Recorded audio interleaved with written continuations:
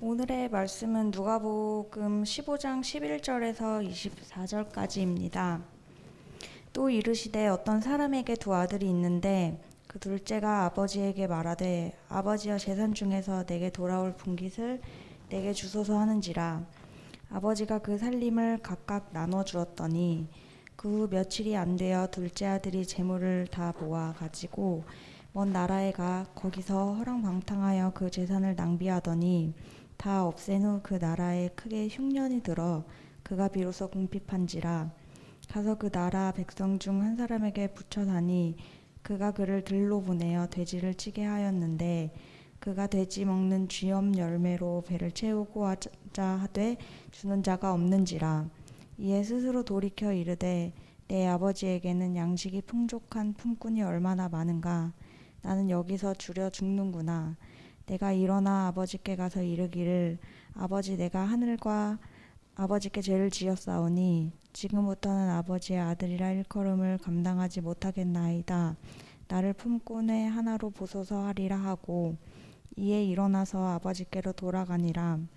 아직도 거리가 먼데 아버지가 그를 보고 측은히 여겨 달려가 목을 안고 입을 맞추니 아들이 이르되 아버지 내가 하늘과 아버지께 죄를 지었사오니 지금부터는 아버지의 아들이라 일컬음을 감당하지 못하겠나이다 하나 아버지는 종들에게 이르되 제일 좋은 옷을 내어다가 입히고 손에 가락지를 끼우고 발에 신을 신기라. 그리고 살찐 송아지를 끌어다가 잡으라. 우리가 먹고 즐기자. 이 내 아들은 죽었다가 다시 살아났으며 내가 잃었다가 다시 얻었노라 하니 그들이 즐거워하더라. 아멘. 우리는 이미 지난달에 우리들의 정체성이 세상의 빛이라고 배워서 알고 있습니다. 마태복음 5장 13절에서 우리 16절까지의 말씀을 우리가 잘 보았죠. 예수님은 예수님 믿고 따르는 우리에게 너희는 세상의 빛이다 그렇게 말씀하셨습니다. 빛의 특성상 어둠이 아무리 깊더라도 작은 빛 하나만 있으면 그 어둠을 밝힐 수가 있습니다. 우리가 예수님을 구주로 영접했으면 이 세상의 빛으로 오신 예수님이 이제 우리 안에 오시게 된 거죠. 영접을 했으니까 빛이 들어오신 거예요. 그래서 우리가 빛이 된 거예요. 빛은 어둠 속에서 확연하게 드러납니다. 어떻게 보면 우리의 빛이 드러나게 되는 것, 우리의 빛이 세상 속에 드러나는 것, 이것을 가리켜서 적극적인 의미로 전도라고 할 수 있죠. 그러므로 우리는 빛을 비춰야 됩니다. 우리 안에 계신 예수 그리스도를 나타내야 돼요. 드러내야 됩니다. 그 옛날 1800년 말 황해도 수안이라는 곳에 가난한 농부의 아들로 한 사람이 태어났는데 누구냐면 이 사람 이름이 김창식입니다. 여러분 혹시 들어보셨나요? 이 김창식 씨가 15살 되던 날 이 사람은 좀 철이 들었던 모양입니다. 그래서 이 시골에는 이 황해도 수안이니까요. 이 시골에는 미래가 없다 생각해서 15살에 집을 떠납니다. 그리고는 남의 집 머슴도 살고 지게꾼도 하고 또 마부도 하고 그러면서 밑바닥 인생을 살게 됩니다. 어찌어찌 그렇게 살다가 29살에 결혼을 하죠. 그리고 서울에 있는 남대문에 이제 정착을 하게 됩니다. 근데 그 서울 장안에 이상한 흉흉한 소문이 들었습니다. 그 당시에 선교사들이 들어오던 때죠. 이 서양 사람들이 조선 아이들을 데려다가 지하실에 가두고 하나씩 잡아먹는다더라. 뭐 이런 소문이 난 거예요. 또 예쁜 애들은, 여자애들은 밤에 이렇게 서양 사람들이 데리고 자고 실증 나면 자기 나라의 노예로 팔더라. 뭐 이런 소문이 이제 이 서울 장안에 자자하게 난 거죠. 김창식은 이 소문을 듣고 너무도 흥분을 합니다. 야, 이런 서양 놈들이 이럴 수가 있나? 이런 울분에 차가서 그 소문의 진상을 파악하기 위해서 자기가 잠입을 합니다. 그 집이 바로 올링거 선교사님의 집이었습니다. 이 올링거 선교사님 집에 가서 거짓으로 내가 행랑아범을 하겠다. 그래가지고 행랑아범이 됩니다. 여러분 어떻게 됐을까요? 이 김창식 씨가 올링거 선교사의 그 삶과 그리고 그 사람의 섬김과 그 사람의 희생의 삶을 통해서 김창식 씨는 예수를 만납니다. 그리고 세례를 받습니다. 그리고 신학을 공부합니다. 1893년 평양에서 전도사 사역을 시작합니다. 그리고 1901년 김기범이라는 사람과 함께 한국 감리교회 최초로, 아니 개신교회 최초로 목사 안수를 받습니다. 그러니까 우리 한국 개신교의 최초의 목사 안수자가 바로 김창식 씨입니다. 그리고 이 김기범 씨입니다. 이 김창식은 목사 안수를 받고 삼화 또 신계 연안 등지에서 목회를 시작합니다. 그리고 1906년 평양지방 감리사가 되었고 또 1907년에는 수원지방, 1921년에는 해주지방 감리사를 역임합니다. 이렇게 김창식 씨는 여러 곳을 다니면서 마을마다 다니면서 복음을 전해요. 기회가 닿는 대로 늘 전도를 하게 됩니다. 무려 김창식 씨가 48개의 교회를 세우게 됩니다. 한 사람의 회심이 저와 그리고 여러분에게까지 그 복음의 혜택을 누릴 수 있는 우리 감리교회 최초의 목사가 바로 김창식 씨였습니다. 여러분 한 사람이 주님께로 돌아오는 일은 정말 대단한 일입니다. 한 사람이 주님께로 돌아오는 게 한 사람이 돌아오는 게 아니에요. 결과적으로는 그 한 사람이 돌아옴으로 인해서 더 많은 사람들이 주님께로 돌아올 수 있게 된 거죠. 예수님 믿지 않던 한 사람이 예수님 믿게 되는 것, 이것은 정말 역사적인 일입니다. 그 한 사람이 100명을 주님께로 돌아올 수 있고 그 100명을 살릴 수도 있는 거예요. 1000명을 살릴 수도 있습니다. 아니 우리가 잘 아는 대로 드와이트 무디처럼 100만 명 전도할 수도 있는 것이에요. 그래서 저는 오늘 이 말씀이 참 귀하다고 생각합니다. 오늘 주혜자매가 봉독한 이 성경 누가복음 15장의 말씀, 우리가 잘 아는 말씀입니다. 공생의 말기에 예수님께서 이제 제자들과 함께 예루살렘으로 올라가는데 많은 사람들이 예수님을 따릅니다. 그래도 그럴 것이 예수님이 공생의 기간에 하신 일이 사람 살리고 또 죽었던 자 살리고 또 병들었던 자 고치고, 그죠? 좌절과 낙심에 있는 사람 새 희망 주고 또 하늘 소망 주고. 여러분 사람들이 안 따를래 안 따를 수가 없죠. 그런데 그 중에 예수님을 따랐던 대표적인 부류가 어떤 부류예요? 창녀들, 세리들, 이런 사람들이었어요. 그런 사람들이 예수님을 추종합니다. 근데 이것을 제일 고깝게 봤던 사람이 누구예요? 바로 율법주의자들입니다. 어떻게 저럴 수가 있어 말이지.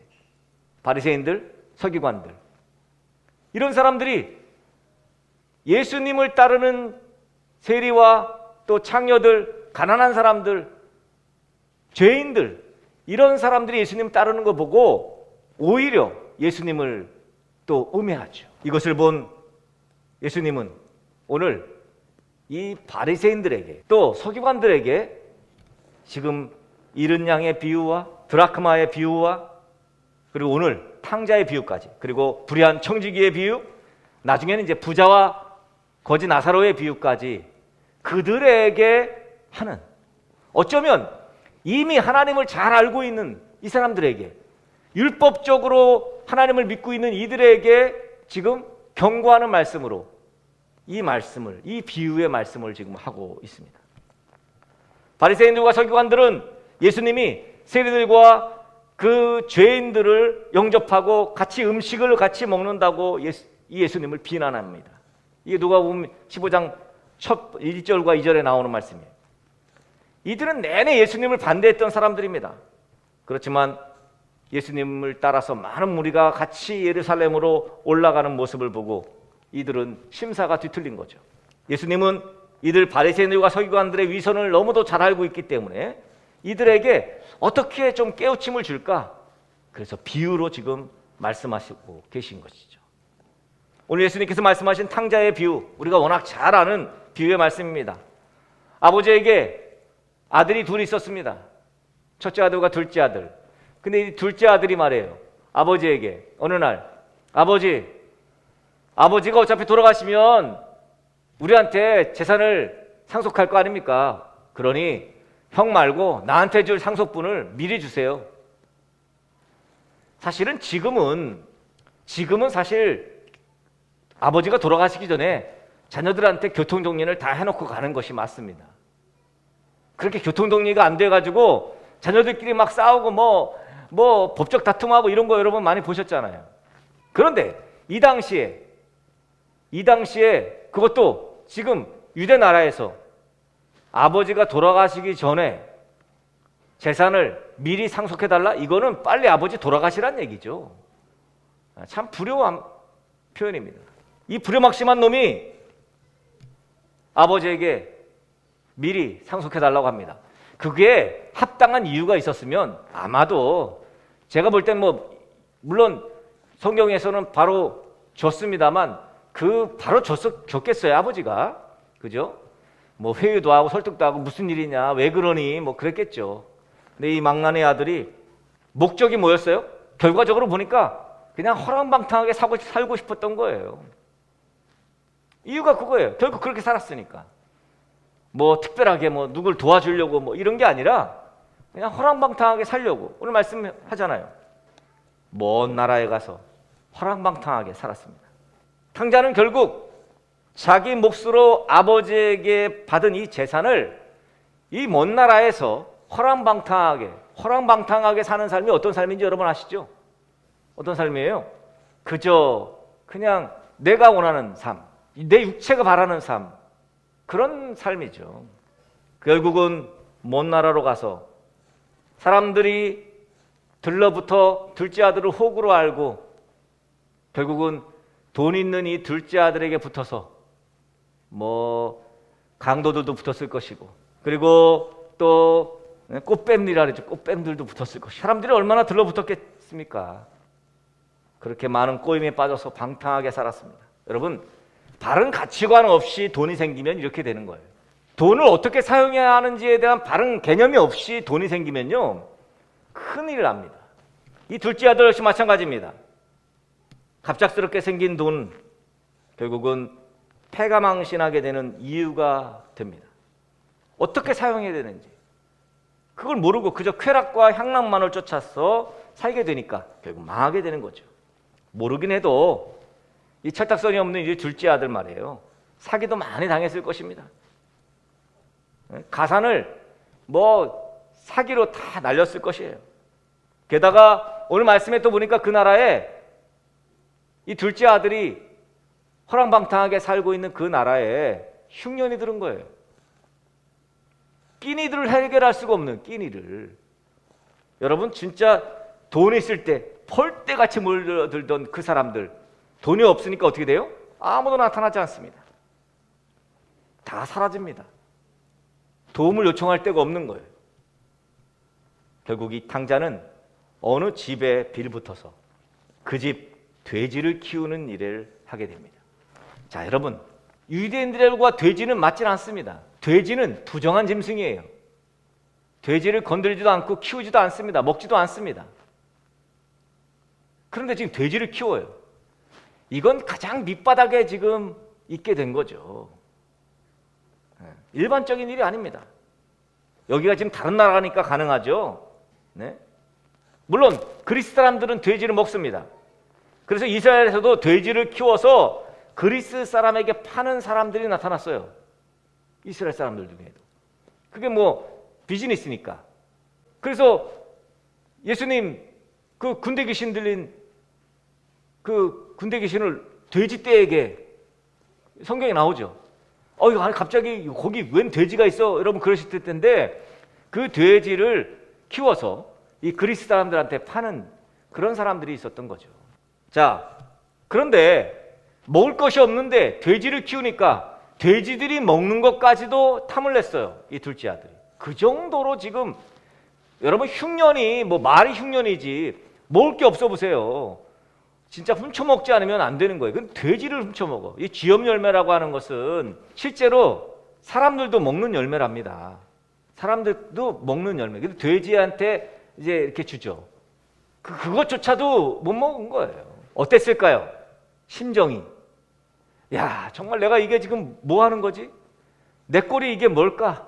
바닥에 바닥을 치고 있는 이 둘째 아들이 생각을 했겠죠, 어느 날. 차라리 내가 아버지한테 다시 가자. 가서 맞아 죽자. 예? 맞아 죽는 한 있어도 아버지한테 가자. 그냥 아들이라고 하지 말고 그냥 품꾼의 하나로 나를 써달라고. 내가 차라리 아버지 밑에서 그냥 그래도 먹는 게 낫지. 이런 생각을 한 거예요. 여러분, 이 탕자가 다 잘못했는데 제일 잘한 일이 하나 있으면 뭐냐면 아버지한테 간 일이에요.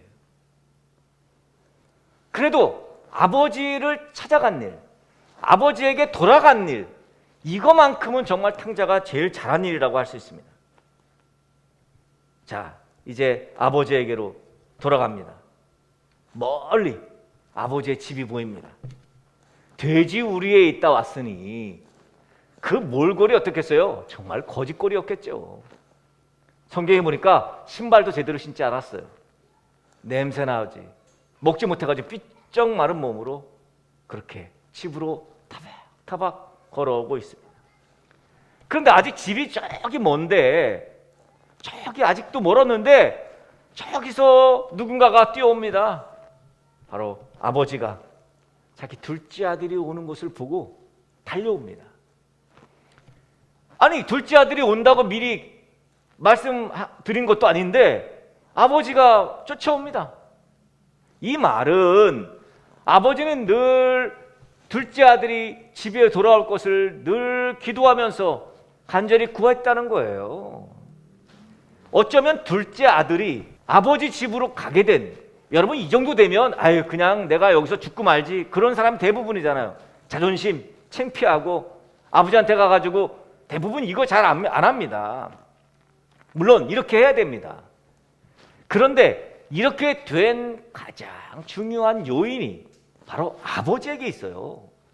둘째 아들이 그렇게 헷가닥 깨달아가지고, 물론 그것도 놀라운 일입니다만 그 중심에는 아버지가 어떻게 했을까? 아버지는 내가 아버지하고 있을 때 아버지가 나한테 어떻게 했는지를 늘 곱씹어 본 거예요. 날 품어주시고 뭐 부족함 없이 나를 대해주시고 그랬었지. 근데 아니나 다를까 그 아버지가 아들이 올 때를 고대하면서 늘 지켜보고 있었다는 거예요. 보니까 아들인 것 같은 거야. 뛰어오신 거예요. 매일마다 여기서 우리 아들이 올까 쳐다봤던 거지. 그렇기 때문에 둘째 아들이 돌아올 수가 있었던 것입니다. 아버지는 달려가 그 냄새나는 그 아들의 목을 안고 입을 맞춥니다. 아들은 아버지한테 고하죠. 아버지, 내가 잘못했습니다. 여기서 중요한 고백을 하는데요. 여기 성경에 보면 내가 아버지한테 잘못했습니다라고 말하지 않습니다. 내가 하늘과 아버지께 잘못했습니다라고 말합니다. 하늘에게도 잘못했다고 말하죠. 이것은 단순하게 부자지간의 잘못을 말하는 게 아니에요. 이 둘째 아들은. 이것은 근본적인 잘못을 말하는 거예요. 하늘 아버지에게도 잘못했다는 거예요. 그렇게 아버지, 내가 하늘과 아버지에게 잘못했습니다. 지금부터 아버지의 아들이라고 부르지 마시고 그저 품꾼으로 저를 쓰십시오. 염치는 있었던 모양입니다. 아마도 이 아들은 돌아오기 전에 이미 무엇을 깨달았을 것입니다. 하긴 그러니까 돌아오지. 여러분, 참 돌아오는 일, 아버지에게로 돌아오는 일, 아버지에게로 가야지라고 생각하는 일, 요즘 사람들은 잘 안 하는 것 같아. 우리 하나님 아버지에게로 내가 가야지. 내가 자존심. 대부분 왜 아버지를 떠난 사람들 보면 뭐 때문에 떠나요? 아버지 때문에 떠나지 않아요. 그죠? 아버지를 떠난 사람들은 아버지 때문에 떠나지 않아요. 누구 때문에 떠나요? 이 형 때문에 떠나고 그죠? 돈 때문에 떠나고 사람 때문에 떠납니다. 아버지하고는 전혀 상관없는데 아버지를 떠나. 그러면 아버지께로 돌아가려면 아버지만 생각하면 되는데 거기에 형도 그랬지, 형수도 생각나지, 뭐 다른 게 막 떠오르는 거예요. 그러니까 못 돌아가는 거예요. 자존심 뭐 이런 것 때문에. 그래서 그냥 쥐업 열매 먹고 있는 거예요. 참 비참한 인생 되는 겁니다. 그래서 저는 이 자존심, 이 얼마나 둘째 아들이 자존심을 그냥 다 버리고 오게 됐을까. 전 그거 하나만 해도 대단한 일이라고 생각합니다. 지금도 아직도 아버지께로 못 오고 있는 사람들, 이유가 뭘까요? 아버지 때문이 아닙니다. 그러니까 아버지만 생각해야 되는데 다른 걸 생각하기 때문이에요. 자, 아버지에게로 돌아온 이 둘째 아들, 아버지의 반응을 볼까요? 이 아버지는 종들에게 명령을 합니다. 제일 좋은 옷을 내어다가 아들에게 입혀라. 손에 가락지를 끼워라. 여러분, 이게 무슨 말이에요? 신분을 회복시키는 거죠. 내 아들이라는 것을 가락지로 표시하는 거예요. 또 발에 신을 신겨라. 내 아들 대우를 확실히 하라는 거지. 이게 아버지예요. 이게 아버지. 신분을 회복시켜주시고 자녀로 신발을 신겨주시고 좋은 옷을 입혀주신 거죠. 아들 대우를 확실히 하신 거예요. 아들의 신분을 회복시키겠다는 선언입니다. 그리고 나서 어떻게 해요? 살찐 송아지를 잡아라. 먹고 즐기자. 이유가 뭐예요? 아들이 죽었다가 다시 돌아왔지 않느냐. 아들을 잃었다가 다시 내가 얻었지 않느냐. 그렇게 모두 즐거워하며 축제가 벌어집니다. 참 대단하지 않습니까? 종들은 아마 킥킥대고 웃고 떠들 수도 있어요. 그죠? 뭐야? 저 둘째 아들 아니야? 아이고 저거 돈 다 받아가 나가더니 저거 저렇게 그냥 비참하게 저거 거짓걸로 하고 왔네. 그럴 수도 있어요. 근데 아버지가 하는 모습을 보고 종들이 더 이상 그렇게 했을까요? 이제 야 회복됐네. 진짜 둘째 아들이 신분을 회복했어. 옛날처럼 둘째 아들 역시 종들이, 그죠? 주인 섬기듯이 잘 섬겼을 겁니다. 우리가 읽진 않았습니다만 그 뒤의 내용 여러분 잘 아실 것입니다. 사실은 그 뒤의 내용, 이제 맏아들 이야기인데 뒤의 내용이 진짜 예수님께서 바리새인들과 서기관들에게 하고 싶었던 말씀이에요. 축제가 한창일 때 그 집의 맏아들이, 첫째 아들이 밭에서 돌아옵니다.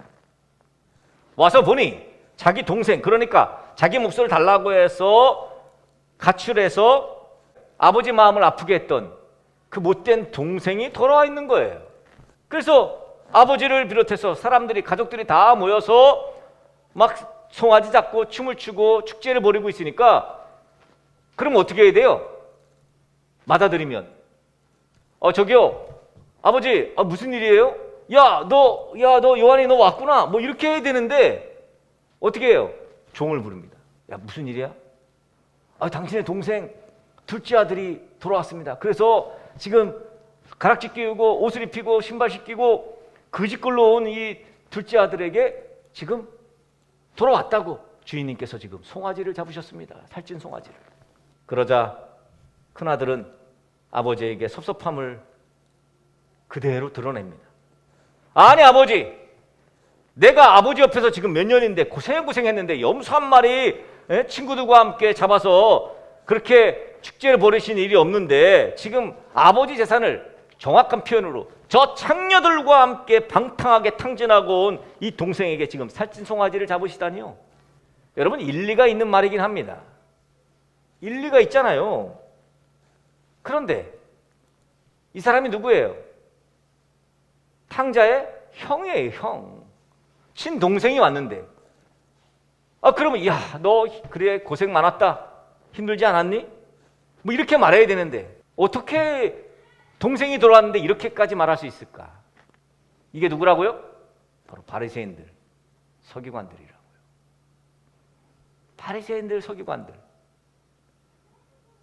저 창녀들과 저 세리들과 저 죄인들을 품으시고 병든 자라야 의사가 쓸데있다고 하시면서 예수님께서 그들과 함께 먹고 그리고 함께 거하시는 그것을 본 이 바리새인과 서기관들이 어떻게 저럴 수 있습니까? 어떻게 저런 죄인들과 같이 먹을 수도 있습니까? 라고 말하던 마다들과 똑같이 오버랩된다는 것입니다.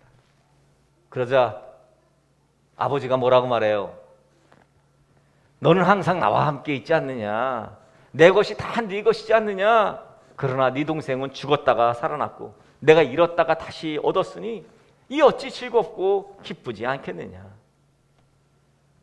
여러분, 이런 배경으로 본다면, 예수님의 의도로 본다면 여긴 지금 누가복음 15장 오늘 읽은 이 말씀은요, 탕자의 비유라고 말하면 안 돼요. 마다들의 비유라고 말해야지. 그죠? 마다들은 자신의 친동생이기도 한 탕자를 다시 찾으려고 했던, 그렇게 노력했던 아버지의 마음을 전혀 이해하지 못했어요. 결과적으로 이 비유는 예수님을 따르는 세리와 죄인들이 바로 바리새인들과 서기관들의 친형제라는 사실을 지적하고 있어요. 그러나 이들은 친형제의 회개를 기뻐하지 않았습니다. 이 점에서 탕자의 비유에서 마다들은 바리새인들이나 서기관들을 상징하는 인물이라고 할 수 있습니다. 비유에서 오늘 마다들은 아버지 곁에 끝까지 남아 장자 역할을 잘했다는 사실에서 자기가 자기의 내가 장자로서 아버지 곁에서 내가 저 탕자처럼, 저 세리처럼, 저 창녀처럼 저렇게 떠나지 않았어. 그러면서 자기 의를 드러냈던, 마찬가지로 이 당시 바리새인들과 서기관들도 내가 율법을 다 지켰어 그렇게 주장하면서 자기 의를 드러냈었잖아요. 이런 사람들이 오늘날 교회 안에도 있습니다. 동생이 돌아왔는데 기뻐할 줄 몰라요. 오히려 아버지가 탕자인 동생을 위해 잔치를 베풀어서 자기 재산 축내고 있는 것처럼 은근히 아버지를 비난합니다. 마다들은 자비와 긍휼은 전혀 없이 종교적 행사만 자랑하는 바리새인들과 서기관들, 오늘날 그런 율법주의적인 교인들을 상징하는 인물로 비춰집니다. 우리는 탕자가 돌아오도록 해야 합니다. 우리들 주변에 탕자가 얼마나 많습니까? 탕자가 다 잘못했습니다. 그런데 제일 잘한 것은 아버지께로 돌아간 것입니다. 우리는 안 그렇습니까? 우리는 완벽합니까? 우리도 죄 가운데 빠지고 유혹에 넘어지고 창피하고 말이죠. 그래도 아버지께로 돌아가야 합니다. 창피한 게 중요한 게 아니에요. 자존심 내세울 때가 아닙니다. 어쩌면 우리는 마다들처럼 살아가요. 그죠? 아버지는 동생이 올기만을 기다리는데 마다들은 전혀 그렇지 않습니다. 차마 동생처럼 아버지께 유산을 달라고는 못하겠고, 그렇다고 아버지 마음을 헤아리지도 않으면서 적당히 거리를 유지합니다. 사실은 제가 볼 때는 이 마다들이 잘못한 것 중에 하나가, 아버지의 마음을 알았다면 동생을 찾아 나섰어야지. 동생을 찾아서 어디 그리스 가서 말이죠. 야, 너 지금 아버지가 너 때문에 얼마나 지금 힘드신지 아냐. 그리고 설득하고, 마다들이라면 그렇게 해야죠. 아버지의 마음을 헤아리지 못했어요. 우리 역시 우리가 마다들이잖아요. 탕자들이, 우리의 동생들이 아버지께로 돌아오지 못한 이들이 얼마나 많습니까? 근데 우리는 아버지의 마음을 헤아리지 못하고 그들에게 다가가지 않습니다. 아버지가 돌아오기만을, 둘째 아들이 돌아오기만을 기다리는 아버지의 마음을 우리는 지금 무시하고 있는 거예요. 돌아왔으면 그러면 더 기뻐해야 될 텐데 기쁘지도 않아. 아버지의 사랑을 나누고 싶지 않거든요. 그럼 못된 마다들의 모습이 우리 가운데 있습니다. 우리는 탕자들이 아버지께로 돌아오게 해야 합니다. 아버지는 날마다 집 나간 아들들이 돌아오기만을 학수고대하고 기다리신다는 사실을 오늘 말씀은 우리에게 보여줍니다. 더 적극적으로 우린 집 나간 아들들을 찾아 나서야 합니다. 그걸 뭐라래요? 전도라고 하는 거예요. 어떻게 해서든 아버지가 기다리고 계신 아버지 집으로 집 나간 동생을 데리고 와야 합니다. 이것이 우리의 사명이에요. 우리 등대교회 지체들, 우리 맏아들 된 우리들, 아버지의 마음을 헤아려 집 나간 아들, 우리 동생들을 아버지에게로 돌아오게 하는 일. 이 일, 이 사명 충실히 감당하시는 하나님의 자녀들 되시기를 예수 그리스도의 이름으로 간절히 축복합니다.